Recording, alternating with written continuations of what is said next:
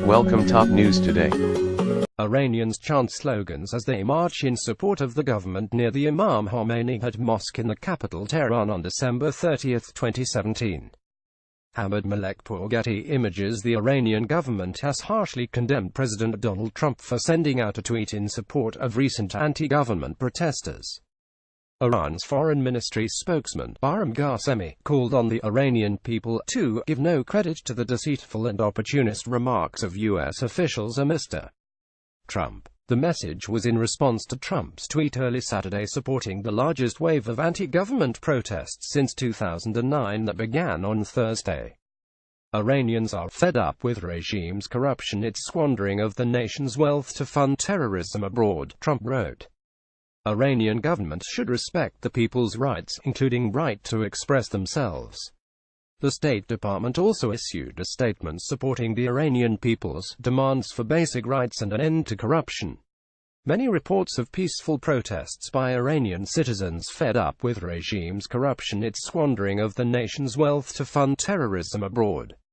Iranian government should respect the people's rights, including right to express themselves. The world is watching our Iran protests. Donald J.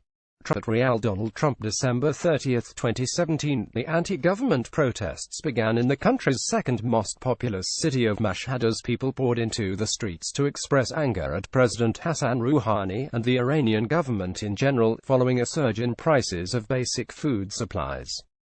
Thousands followed suit in protests across the country that often ended in clashes with police forces and led to at least 50 arrests. Chants in the holy city of tonight, the spiritual center of Iran. We don't want an Islamic Republic. Pic.twitter.com MALEKPOURGetty Holidays at Dagas December 29, 2017. The government got its chance to gather supporters on Saturday as thousands of pro-government demonstrators took to the streets in Tehran and across the country in an annual protest.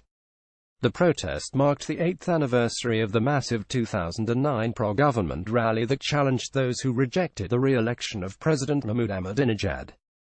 But they took on renewed importance following the spontaneous anti-government protests of the past few days. The government hoped the pro-regime demonstrations would be a show of force, notes the BBC's Persian correspondent, Kazra Naji. The authorities are taken aback by the spread of anti-government protests, which they say are illegal and will be dealt with harshly. But they admit there is widespread discontent in the country, and not just about rising prices. Yet that didn't seem to quell the dissent as a group of protesters continued to gather in Tehran mere hours after the pro-government protests, with one video spreading around Twitter appearing to show students at Tehran University calling for Supreme Leader Ayatollah Ali Khamenei to step down. That seemed to be a trend on Saturday, when protesters chanted not just about rising prices but also against high-ranking government officials and made other political statements, according to the semi-official Fars news agency, reports the Associated Press. Our Iran protests. Pic.twitter.com Imam Khomeini at Simaseperi 95 December 30, 2017. The government has urged Iranians not to participate in these illegal gatherings as they will create problems for themselves and other citizens.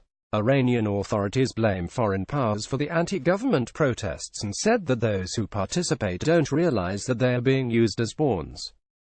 Unfortunately, most of the people who participate in these gatherings are unsophisticated individuals who are not aware that these calls for protest are made by anti-revolution elements. Mohsen Hamadani, Tehran deputy governor in charge of security affairs, said.